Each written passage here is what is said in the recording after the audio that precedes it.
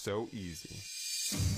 Sebenarnya semuanya berawal dari ketidakterbukaan Pak Paiman ya. Kemudian juga adanya WA kepada Mas Roy. Ya. Kemudian muncul pernyataan dari Berto ya, atau Suryadi. Berto Suryadi. Ya, tentang pasar Pramuka Pojok. Jadi sebut namanya itu pasar Pramuka Pojok. Memang saya sejak lama saya tahu pasar Pramuka Pojok itu ya tempat mereka yang menginginkan kebutuhan dokumen ya, dokumen penting tapi palsu. Dan itu kualitasnya bisa 99% loh. Bahkan visa Amerika aja bisa mereka palsu. Oh, visa Amerika dan itu lolos kalau dipakai ke Amerika. Lolos. Gila kan? Lolos. Jadi di situ tidak ada yang tidak terlibat dalam persoalan kayak gitu. Memang covernya adalah penghentikan pencetakan skripsi. Semua sama. Tapi kegiatannya ya itu. Dan itu bahkan macam hasil lab dari Sukovindo itu bisa dibuat dan lolos. Hasil lab batu bara segala macam emas itu bisa mereka buat. Jadi kalau ijazah aja tidak terlalu sulit. Jadi gitu ya. Kemudian kita tahu bahwa Pak Paiman kan disebut dosen ya. Jadi sebetulnya sebutan dosen itu karena dia langganan para mahasiswa. Jadi dosennya bukan kaitannya karena beliau jadi dosen di Universitas Mustopo, bukan ya? Tapi karena awal dia sudah dipanggil dosen di situ, Mas. Karena dia tukang bikin skripsinya mahasiswa, gitu. Langganan mahasiswa, entah itu plagiat apa ya, semua diselesaikan di situ, gitu loh. Gitu. Jadi ini cukup tokoh yang dikenal dong ya di Pramuka Pojok itu beliau ya? Iya dikenal. Karena memang mereka termasuk paling lama dan dari bawah ya. Dan kemarin saya kumpulin teman-teman saya yang dari sana juga ya kan. Dan kebetulan juga mereka yang dari sana itu ada yang asli orang kampung situ gitu ya. Dia juga beraktivitas di sana. Yang saya heran dia tetap bertahan bahwa dia sampai tahun 2002 di sana gitu. Ini kan lucu ya kan.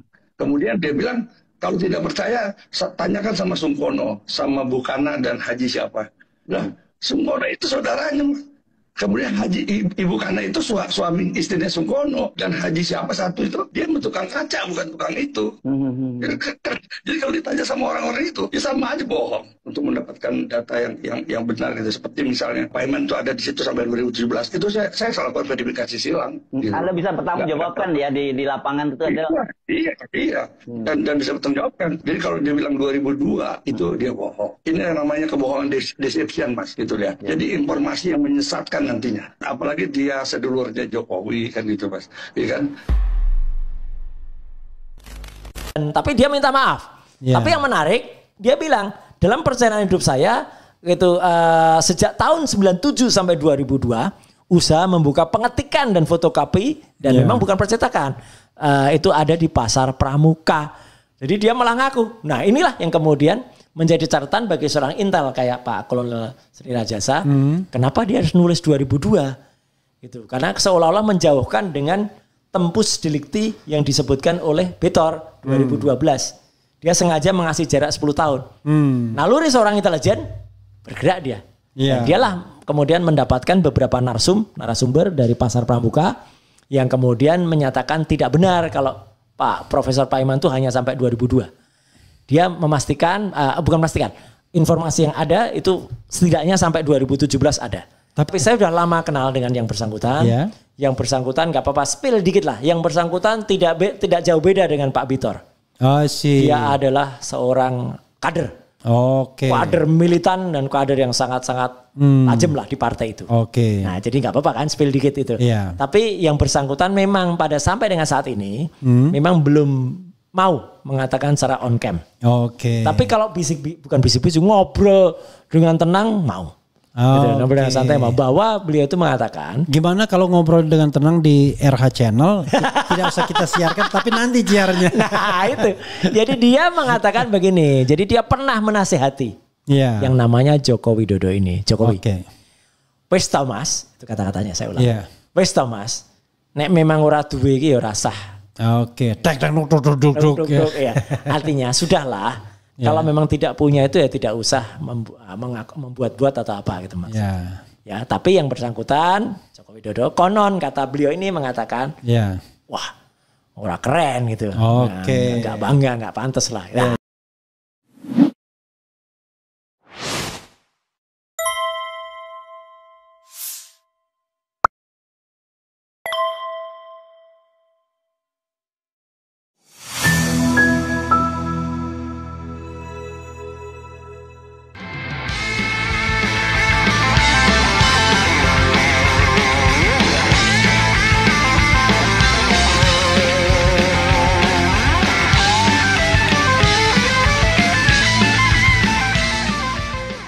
bahwa Prof Paiman ini memang pernah punya kios di Pasar Pramuka. Lah, kaget saya. Masuklah dengan cerita Pak Bitor Suryadi ini. Jangan-jangan ada hubungannya ya? Saya bilang jangan-jangan. Jangan-jangan ada hubungannya ya. Gitu. Karena kan kita belum bisa biar aman praduga tak bersalah ini. Dan lebih menarik lagi ketika kemudian heboh termasuk Mas Refli yang membacakan saya diintimidasi gitu ya. Prof Paiman WA lagi ke saya. Yang kedua, dan dia minta maaf, yang saya cintai, tering salam dan doa, semoga Mas Lo sehat, bla bla bla bla. Tapi yang aneh, dia di sini menyatakan pasrah. Ya kan? Itu. Ini pasrah. cobaan. Iya, itu cobaan buat saya, dan tapi dia minta maaf. Tapi yang menarik, dia bilang dalam perjalanan hidup saya itu sejak tahun 97 sampai 2002 usaha membuka pengetikan dan fotokopi dan memang bukan percetakan. Itu ada di Pasar Pramuka. Jadi dia malah ngaku. Nah, inilah yang kemudian menjadi catatan bagi seorang intel kayak Pak Kolonel Sri Rajasa. Kenapa dia harus nulis 2002? Gitu. Karena seolah-olah menjauhkan dengan tempus delikti yang disebutkan oleh Bitor 2012. Dia sengaja mengasih jarak 10 tahun. Naluri seorang intelijen bergerak dia. Dan dialah kemudian mendapatkan beberapa narasumber dari Pasar Pramuka yang kemudian menyatakan tidak benar kalau Pak Profesor Paiman itu hanya sampai 2002. Dia memastikan, bukan memastikan, informasi yang ada itu setidaknya sampai 2017 ada. Tapi saya ini orang Salemba, Mas. Dan yang saya tahu Pasar Pramuka tuh jual burung. Hahaha. itu anu lagi tuh. Si betina itu lagi tuh. Cacau. Ada 3 Mas memang. Ada Pasar Burung Pramuka, ada Pasar Obat Pramuka, ada Pasar Pojok Pramuka yang mengetikan. Pasar obat tuh mungkin termasuk alat kesehatan ya? Ya, alat kesehatan. Yang tulisannya di depan Pasar Pramuka gitu. Pasar Burung yang sebelah sononya lagi, timurnya lagi. Pasar Pramuka sekarang pojok sebekas yang sudah terbakar itu. Nah, menariknya gini. Ketika kemudian disebutkan oleh Pak Intelijen ini bahwa dia itu tahun 2017 masih di sana. Beliaulah juga yang kemudian mengirimkan foto tidak hanya sampai 2017, Mas. Bahkan yang menarik awal Mei Paiman ini mengadakan silaturahmi gitu ya dengan beberapa orang yang dulu alumnus orang yang berusaha di Pasar Pramuka. Dan foto itu tadi waktu kita siaran di salah satu TV itu tayang juga. Artinya dia masih berkomunikasi akrab dengan orang-orang di Pasar Pramuka. Jadi artinya dia itu tidak pernah lepas dari Pasar Pramuka meskipun dikatakan. Jadi menjadi semakin pertanyaan-tanya lagi sampai akhirnya cerita terbaru adalah ketika kami saya Dr. Resmond dengan tim dari Sentana Podcast itu 2 kali Mas kami ke Pasar Pramuka. Yang pertama minggu kemarin pada hari Kamis itu saya terjun langsung ke Pasar Pramuka dan saya masih mendapatkan cerita soal Pak dosen itu. Jadi Pak Prof Paiman ini sebutannya dikenal di sana sebagai dosen. Kenapa dosen? Karena dia spesialis membuat skripsi, tesis, kemudian disertasi. Maksudnya kayak ghostwriter gitu ya? Iya, membuatkan lah gitu. Jadi dan ada nilainya gitu loh. Dan itu pun masih dikenal nama Pak dosen ini. Ada seorang haji di sana. Oh, saya kenal itu, terkenal itu di sini. Bahkan mereka bilang hebat itu ya gitu. Dari ini maaf ya, memang Pak Paiman ngaku sendiri kan kalau dari tukang sapu awalnya sekarang bisa jadi pernah jadi wakil menteri, kemudian punya banyak usaha gitu. Jadi ya semua masih jelas. Jejaknya itu masih ada. Dan di Pasar Pramuka pun, Pasar Pojok Pramuka itu masih ada Mas tulisan meskipun dibalik. Jadi kayak tulisan gini, tapi kemudian tulisannya maaf tidak menerima edit ijazah. Oh, ya itu ada juga itu viral tuh di pers ya kan. Itu. Jadi artinya ini kan kayak kalau kita ke kantor-kantor mana lah, kantor-kantor hukum atau apa, kami tidak menerima suap. Berarti itu artinya stand kiri belok kanan itu gitu loh. Sama ini kayak di situ. Zona integritas. Nah, kayak gitu. Itu. Nah, jadi singkat kata adalah kami kemudian melakukan investigasi lebih mendalam, Mas. Ketika awal minggu yang lalu kami hanya dapat cerita bisik-bisik. Nah, ini hari ini Mas baru. Kami tadi di salah satu podcast menghadirkan. Untung bilang hari ini karena besok hari ini juga. Iya, hari ini juga. Minggu depan hari ini juga. Jadi menghadirkan salah seorang memang pelaku Ya kami sebut Mr. J lah gitu. Oke. Kalau Mr. X nanti dibilang udah meninggal. Kalau Mr. J kan bisa J siapa gitu kan. Nah, yang kemudian dia memang Jitor bukan ya? Jitor Juryadi. Yang dia kemudian cerita satu, dia membenarkan atau mengkonfirmasi cerita dari Pak Kolonel Sri Rajasa. Ya Rajasa bahwa Pak Paiman itu dikenal di sana setidaknya sampai dengan tahun lebih dari 2015. Jadi bukan 2002. Oke. Jadi artinya di atas tahun 2012 cerita dari Pitor. Kita belum lagi menemukan pasal yang lain, tapi artinya udah clear. Kemudian dia juga memastikan bahwa sampai dengan saat ini bisnis semacam itu masih jalan di Pasar Pramuka. Oke. Yang menarik Mas, orang ini juga mengatakan ketika kami mengatakan Pasar Pramuka itu terbakar kapan gitu. Dia mengatakan enggak terbakar tuh Mas. Tapi setidaknya dibiarkan dibakar. Oke. Nah, akhir 2004 itu memang beda ya sama di itu ya. Lain Mas. Lain. Karena gini Mas. Ternyata nggak sengaja. Tapi kan menarik. Gitu. Kenapa pasar yang tadinya isi sekitar 200-an kios ya. Yang kemudian hanya 100 meter dari sana itu ada pos polisi Matraman. Kemudian hanya sekitar 300 meter itu dari sana itu ada pusat pemadam kebakaran. Iya. Kok bisa habis dengan kebakaran yang konon apinya itu mulai pukul 5 atau setengah 6 pagi. Itu kan kalau apinya malam atau apinya dini hari gitu mungkin susah kan. Itu kan orang sudah bangun jam segitu. Habis dan maaf ini sampai ada korban kan gitu. Sampai ada korban seseorang yang memang sudah punya penyakit stroke gak bisa pergi. Kemudian meninggal di situ. Ini kan jahat banget Mas gitu. Artinya untuk membumi hanguskan. Mas kalau lihat ini mirip-mirip lah dengan kilometer 50 gitu ya.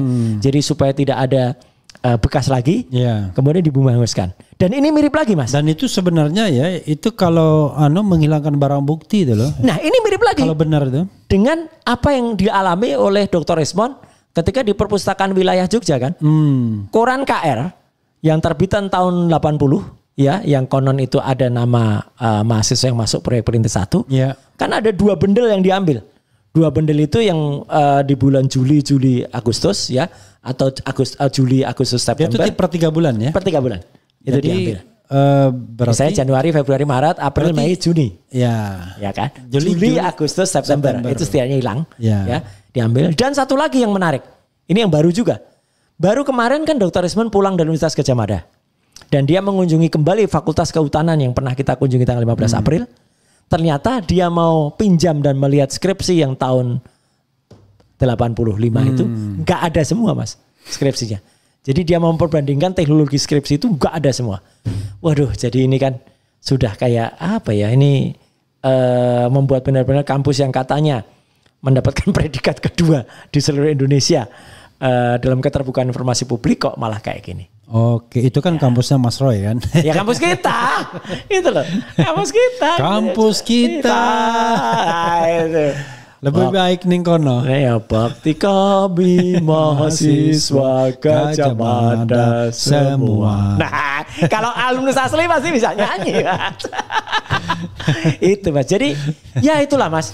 Artinya meskipun mungkin ya, kalau sekali lagi kalau misalnya ada orang yang berkata, jadi apa hubungannya pasti antara Pasar Pramuka dengan ijazah palsu?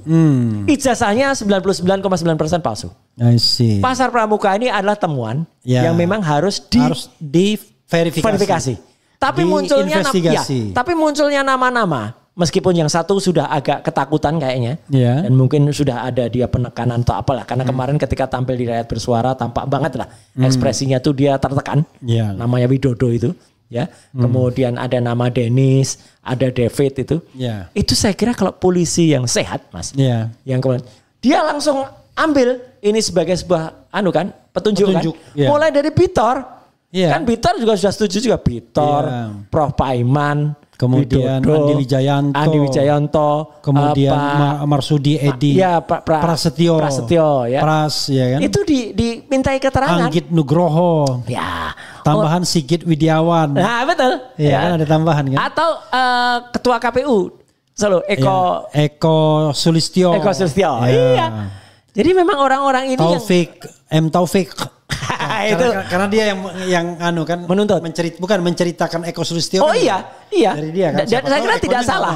Dan saya kira tidak salah karena kan semua ini kan menunjukkan soal. Kadang-kadang orang bilang, oh itu kan katanya omong-omong. Loh, justru ini kita merangkai sebuah informasi. Dari katanya nanti kita akan. Iya. Hadis juga kata-katanya kan. Iya.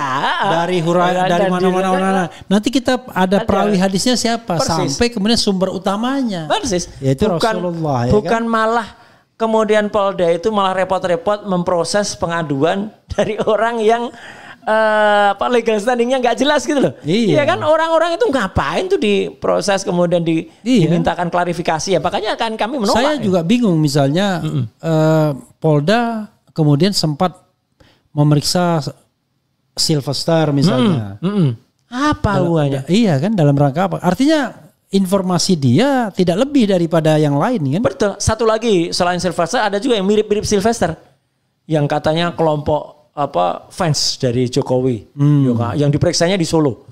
Ya, gitu. Ada juga bentuknya mirip-mirip lah dengan Sylvester kayak gitu. Gitu. Iya itu. Nah, jadi yang menarik Mas, akhirnya kan kita sampai pada hal yang paling baru nih. Ketika pemberitahuan bahwa besok Kamis ya. Gitu. Ya entah saya bicara besok atau hari ini gitu ya. Kamis harusnya adalah ada bagian Tour de Pramuka sudah selesai. Sudah, ya? Bukan. Sudah. Sementara itu. Ada Tour de Jawa, Tour de Pramuka. Karena kadang-kadang kita sekarang juga Mas, saya juga bilang pada Bang Vitor, kalau ada nama mungkin lebih baik nama itu ada yang disampaikan, ada yang disimpan. Karena seperti kasus Widodo di Rakyat Bersuara kemarin. Tampak banget itu, sayang banget itu. Dia tadinya misalnya mau berbicara, tapi gara-gara mungkin sudah ada upaya-upaya tertentu, ya kayak Desa Ketoyan lah itu. Itu jelas banget itu sudah rusak lah itu. Udah dikondisikan kayak gitu ya, nilainya menjadi tidak boleh lagi gitu. Padahal Widodo itu kan ada lagunya kan legendaris. Widodo engkau bagai rembulan. Itu Mas. Oke, itu bagian Tour de Pramuka selesai. Ya. Tinggal dijawab mengenai Bareskrim dulu. Betul. Ya. Oke, silakan. Jadi begini Mas. Jadi memang ketika pada hari Rabu ya gitu. Sebelumnya saya menyatakan itu pada konferensi pers di kantornya Bang Ahmad Yani ya. Bahwa kami sebenarnya siap betul. Bahkan saya mengatakan 11.000 triliun % kami siap hadir ya. Saya, Dr. Resmond, Dr. Tifa, kemudian dengan yang lain-lain, Pak Rizal Fadilah, Bu Kurnia Triurani, Rostam, kemudian juga Pak Egy dan sebagainya. Tapi atas saran dari dan petunjuk atau nasihat dari kuasa hukum kami, dan kami harus mengikuti karena itu nasihat dari lawyer kami tidak disarankan untuk datang. Karena satu, ya pelapor itu tidak punya legal standing. Yang kedua, itu panggilan itu belum pro justisia, masih undangan klarifikasi. 3, tempus dan lokusnya tidak jelas. Ya, tidak ada tempus, tidak ada lokus di situ. 4, tidak ada nama terlapor. Jadi kalau kami datang, nanti kami itu akan menjadi ternyata kita berhubungan saudara dengan yang menjadi terlapor. Ya, kami nggak boleh. Apalagi kami yang mau dilaporkan. Itu kan sama saja dengan kita memberikan sesuatu yang konyol kepada para penyidik. Jadi akhirnya ya kami tidak datang. Clear gitu. Oke. Tapi yang menarik sama tadi saya Andi Azon bilang katanya siap 11.000 triliun %. Ya dia potong itunya doang. Lah iya. Kadang-kadang memang otak dari IQ 58 nih kayak gitu itu Mas. Gitu. Jadi apa ya? Ya kalau normal tuh paling enggak IQ-nya tuh 110 gitu ya. Gitu. Ya ini separuhnya gitu. Jadi karena memang banyak yang kayak gitu sukanya motong. Tapi kalau bagi mereka kita lebih kecil lagi loh katanya. 16 katanya. 16. Katanya sudah low bed. Low bed itu kan 15% muncul low bed gitu. Ya dah, itu enggak apa-apa lah buat lucu-lucuan aja lah istilah itu. Nah, jadi kami juga kemarin menyatakan pada saat press conference kita siap hadir dan kita siap hadir juga pada gelar perkara khusus yang kemudian diselenggarakan di Bareskrim. Mas Roy, saya sambil ketawa ya. Iya, apa itu? Saya sedang berkomunikasi dengan seseorang, yaitu tentang ijazah palsu, tentang Profesor P dan lain sebagainya. Tapi nggak apa-apa, teruskan aja. Oke, nah jadi artinya, maksudnya dia tiba-tiba dia ngomongin saya gitu. Dan nimbrung gitu ya. Iya. Jadi artinya gini. Ketika kemudian kami juga menyatakan siap datang itu adalah siap datang yang kami siap banget. Seharusnya pada hari Kamisnya Jadi sehari setelah undangan Polda Metro Jaya, kami diundang juga gitu. Saya, Dr. Resmond, atas nama kami-kami yang terkait dengan laporan TPUA. Oke. Gitu ya, dan itu diadakan gelar perkara khusus. Oke. Cuman memang ada update yang sangat baru. Ya. Baru malam ini juga tadi beberapa jam sebelum kita podcast ya. Memang ada WA dan ternyata sudah dikonfirmasi resmi itu dari salah satu penyidik di Ditpidum Baris-Krim. Gelar perkara khusus itu ditunda. Ditunda untuk hari Rabu minggu depan. Karena untuk agar persiapan yang lebih matang. Saya kira bagus lah kalau untuk persiapan lebih matang. Artinya satu di antara kami saya Dr. Resmond juga bisa mempersiapkan lebih bagus lagi kalau akan menjadi ahli ya. Dan termasuk katanya konfirmasinya boleh bawa ahli katanya. Betul. Yang saya dengar ya. Iya, karena mereka menyesuaikan dengan itu. Ya gitu. Jadi supaya dan malah silahkan membawa pihak-pihak yang akan diundang. Gitu. Jadi kami akan mengkonfirmasi itu. Jadi ini clear ya bahwa besok Kamis Rabu minggu depan ya itu sebagai pengganti yang harusnya Kamis. Ya, harusnya kan Kamis minggu ini. Jadi Kamis minggu ini tidak jadi ya. Tidak jadi, ada diganti Rabu minggu depan. Dan itu sekaligus juga menjawab bahwa ada yang menarik juga karena bukan hanya itu surat yang kemudian diterima oleh TPUA, tapi TPUA juga mengirimkan surat. Ini yang menarik Mas, kepada Propam Mabes Polri untuk mengadukan di Ditpidum Pak Brigjen tadi itu Pak Johandani karena telah Harjopuro telah melakukan setidaknya bukan ya? Lain Noto di Projo di sini kan telah melakukan beberapa hal yang tidak pada tempatnya. Itu detail banget itu. Saya dapat surat itu dari Rizal Fadila juga. Betul, ya Pak Rizal Fadila resmi karena beliau adalah wakil ketua TPUA. Clear kalau itu. Nah, ini terakhir sekali ya. Ini yang ngeri-ngeri sedapnya. Mas Roy katanya bertemu dengan seseorang dan seseorang itu menyatakan berdasarkan bukan lagi katanya-katanya, tapi langsung dari sumber langsungnya, ya intinya adalah memang ijazah itu dibuat biar lebih keren, lebih gagah katanya. Nah, itu gimana Mas Roy? Walaupun Mas Roy saya tahu tidak akan menyebutkan nama orangnya, mungkin inisialnya juga nggak mau disebutkan, tapi memang ada yang begitu. Satu saya nggak perlu menyebutkan siapa dia. Tapi saya tidak perlu meragukan yang bersangkutan. Kecuali penyidik minta ya. Nah, kecuali penyidik minta. Dan itu kalau sudah proper mintanya. Saya sudah lama. Kalau sudah pro justisia. Gitu. Bukan pro co. Bukan pro. Tapi saya sudah lama kenal dengan yang bersangkutan. Yang bersangkutan nggak apa-apa spill dikit lah. Yang bersangkutan tidak jauh beda dengan Pak Bitor. Dia adalah seorang kader. Kader militan dan kader yang sangat-sangat tajam lah di partai itu. Nah, jadi nggak apa-apa kan spill dikit itu. Tapi yang bersangkutan memang sampai dengan saat ini memang belum mau mengatakan secara on cam. Tapi kalau bukan bisik-bisik ngobrol dengan tenang mau. Ngobrol dengan santai bahwa beliau itu mengatakan gimana kalau ngobrol dengan tenang di RH Channel tidak usah kita siarkan tapi nanti siarnya. Nah itu jadi dia mengatakan begini, jadi dia pernah menasehati yang namanya Joko Widodo ini, Jokowi. Wes Thomas itu kata-katanya saya ulang. Wes Thomas nek memang ora duwe iki ya ora sah. Artinya sudahlah. Kalau memang tidak punya itu ya tidak usah membuat-buat atau apa gitu Mas. Tapi yang bersangkutan Joko Widodo konon kata beliau ini mengatakan, wah orang keren gitu, nggak bangga, nggak pantas lah. Akhirnya itulah. Makanya sempat terjadi acak adut lah di awal. Ada yang mengatakan awalnya titelnya Dr. Andes, ya kan? Ada yang mengatakan bahkan katanya nih Eko Sulistyo mengatakan double pendaftaran. Double pendaftaran. Ada Dr. Andes, ada insinyur, ada yang konon melihat di loji gandrung itu titel Dr. Andes. Kemudian yang selalu dibuat sebagai bukti, meskipun itu menurut saya ya bisa jadi itu salah cetak, Sritek. Itu mungkin saja kalau. Tapi kalau satu momen itu saja, ya kita maklum salah. Tapi kalau misalnya di tempat lain ada kan. Nah itu makanya. Jadi apalagi kata Eko Sulistyo yang pendaftaran itu kan nggak mungkin rasanya M Taufik, kita kan taunya dari M Taufik ya. Persis. Omongan itu tidak ngomong begitu Eko Sulistyo Atau misalnya Mas Taufiknya nangkapnya kurang-kurang rasanya? Enggak mungkin.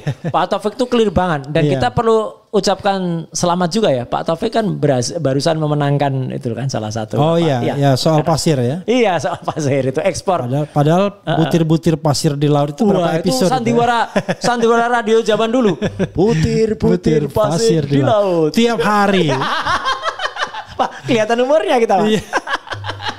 Dan kita nggak ngerti. Saya nggak pernah, untungnya saya nggak pernah dengar karena udah bosen kan. Saya tuh sangat terkesan karena dulu kan saya pernah ya orang radio lah gitu. Ya, wah itu kasetnya tuh dijajar itu sampai kan pasti tuh dari Biro Iklan aja kan ngirim untuk sekian bulan gitu kan. Jadi tinggal nanti radio tuh muternya masih pakai kaset tuh Mas. Gitu tanggal sekian gitu lah. Jadi ya itulah sangat nama zaman dulu ya. Sangat legend. Kita seneng gitu ya. Padahal dia cuma ngomong perkelahian cuma suara-suara doang. Iya, terus kalau misalnya keributan tuh cuma pakai seng. Dan ternyata kalau dia kuda itu batok ini. Oh, badak kelapa. Kelapa. Dan yang paling lucunya itu selalu kalau nyabut pedang bunyi kring. Gitu ya. Padahal kan ya kayak gitu situ juga. Kring sama siapa gitu. Cuma kalau nggak bunyi rasanya nggak nyabut pedang gitu.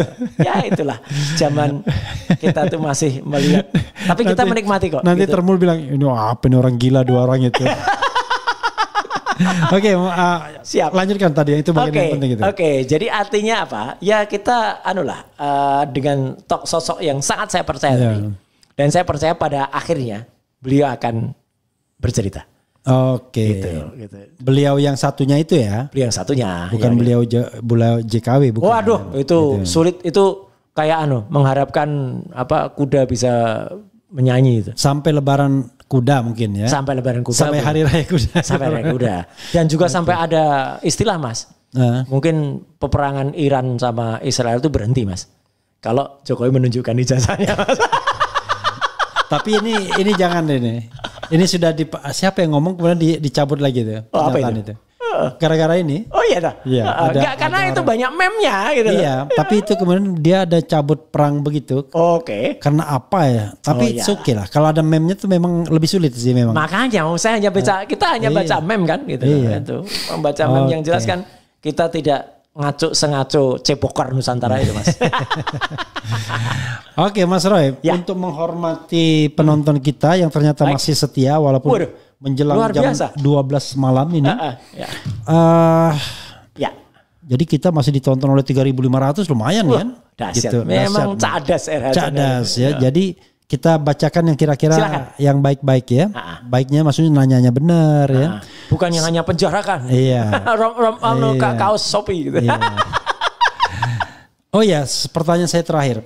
Bagaimana pendapat Mas Roy mengenai desakan-desakan untuk segera meningkatkan kasus ini sebagai tahap kepenyidikan di Polda Metro. Berarti kan ada tersangkanya gitu. Itu pun hari ini kan terjadi Mas. Iya. Jadi sulit lah kita mengatakan kalau itu tidak ada bohir malah yang membiayai. Iya. Jadi konon kan anggota Cebokar Nusantara itu kan didatangkan Mas hari ini. Iya. Beramai-ramai mereka, ada yang dari luar pulau lah mana tuh. Dan mereka mendesak Polda Metro. Iya. Dan bahkan ini yang menurut saya lucu Mas. Ada seseorang yang disebut-sebut ahli gitu ya. Iya. Dan dia memang saya nggak tahu sejarahnya apa, tapi kayaknya ada sesuatu selek lah dengan Dr. Rismond. Iya. Jadi itu dia sampai nulis di sosmednya dia bahwa pada bulan Juli, berarti kan hanya ini status mereka akan naik jadi tersangka. Bahkan disebut Mas.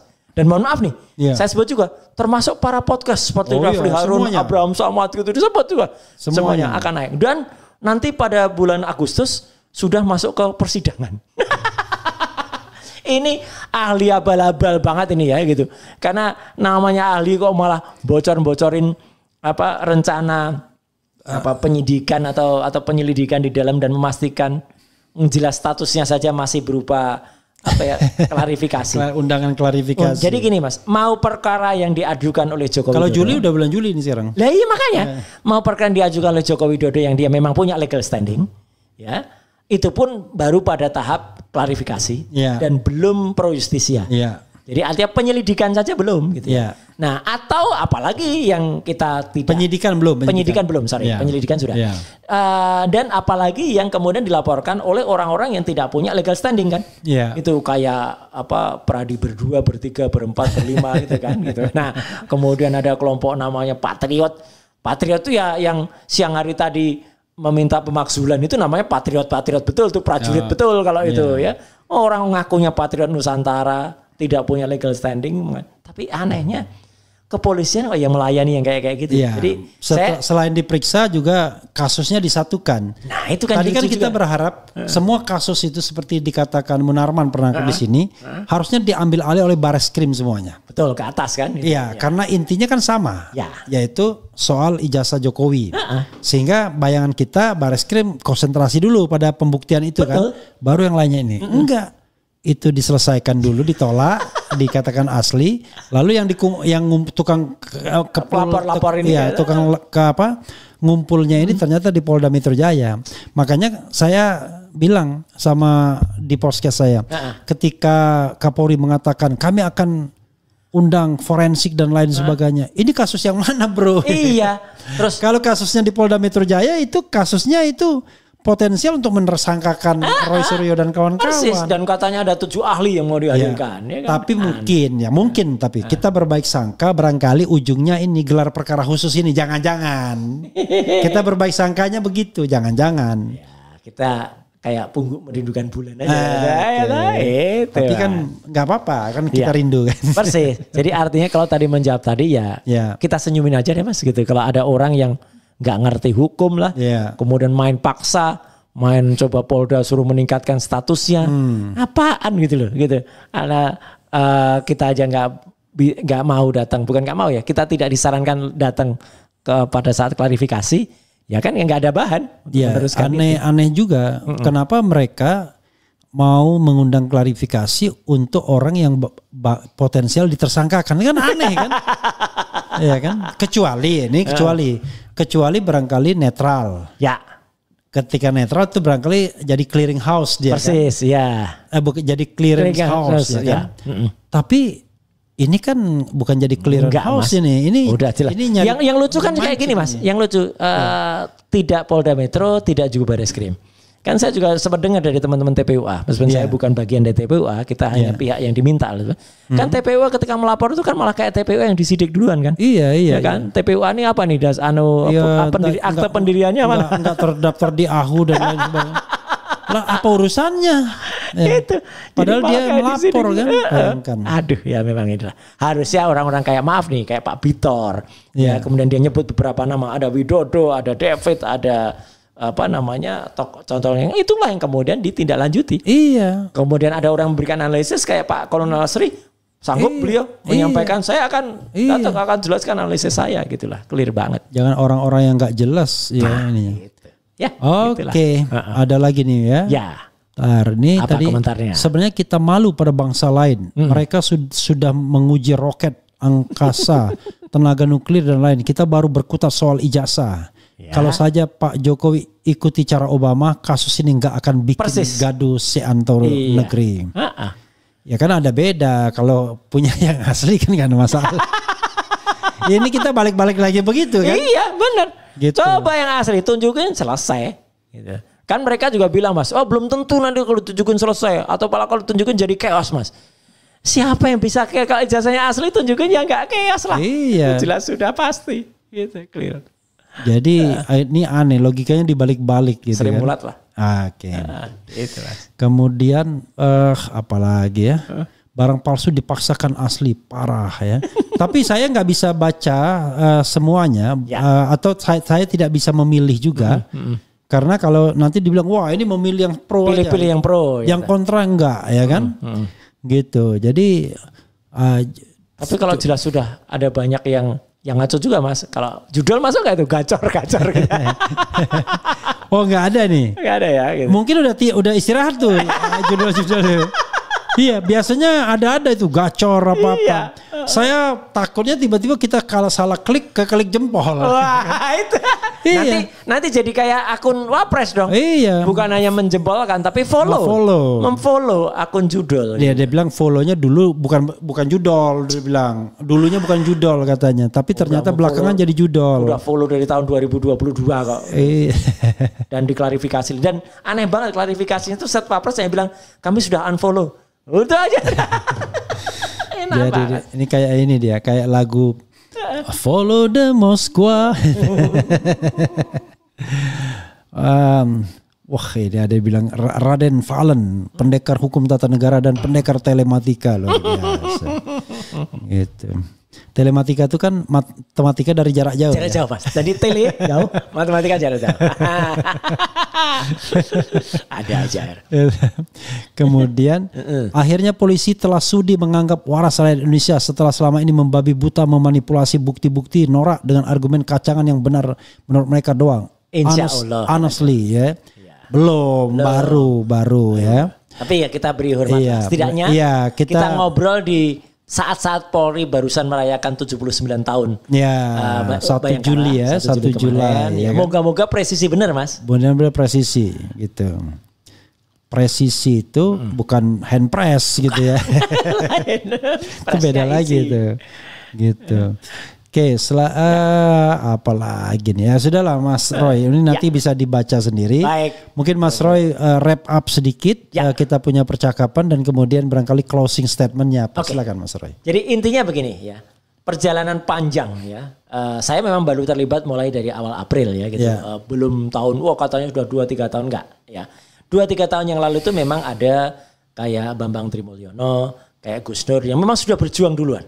Cuman memang waktu itu mungkin teknologinya belum mendukung. Mungkin kondisi masyarakatnya juga belum mendukung. Ya itu saya kira ya mungkin hanya waktunya saja yang belum pas. Tapi akhirnya tetap terjadi ya yang namanya kriminalisasi terhadap mereka. Karena mereka dipidana dengan bukti berupa fotokopi kan. Jadi tidak pernah dipastikan ijazahnya Jokowi itu asli. Ya, tapi tiba-tiba mereka sudah dianggap mengedarkan kabar bohong, bahkan dikatakan menistakan agama dengan sumpah mubahalah itu. Jadi itu satu ironi yang sangat besar atau satu tragedi buruk bagi Republik ini.